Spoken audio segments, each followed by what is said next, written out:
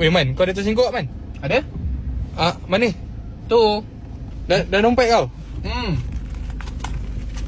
Man, cepatlah Man. Aduh, kau Man, mana Man? Man. Ni. Tadi kata kat dompet. Sorry. Kau nak beli phone Oppo A3 tu kat mana Man? Mall. Mall tu banyak Man. Dari mana Man? Oppo?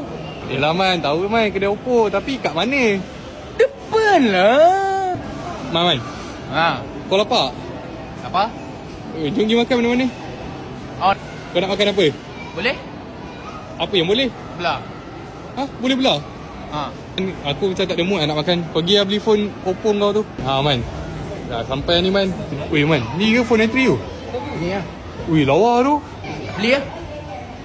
Tak, aku cakap lawa je. Okay. Aku dah ada phone dah. Nanti aku belilah. So? Kau nak beli je? Beli lah cepat. Ni gambar boleh dari. Weh, kuat tu Man. Buat. Zoom berapa kali? Beli lah Man. Beli. Tak nak. Lah, tadi kata nak beli Man. Gurau je.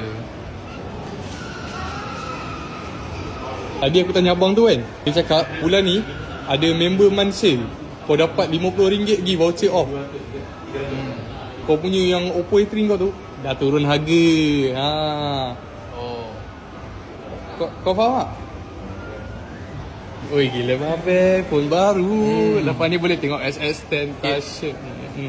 Mata, mulut, telinga kita ni semua akan disoal ke akhirat nanti. Kau faham tak? Faham. Kau dah semayang belum? Dah.